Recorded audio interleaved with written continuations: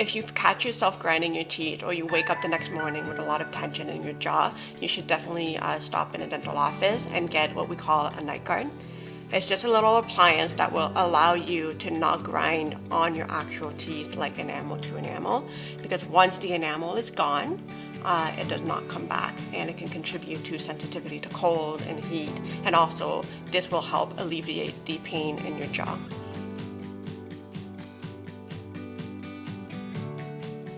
To learn more about proper tooth care tips or to schedule an appointment, call our office at 613-741-0660.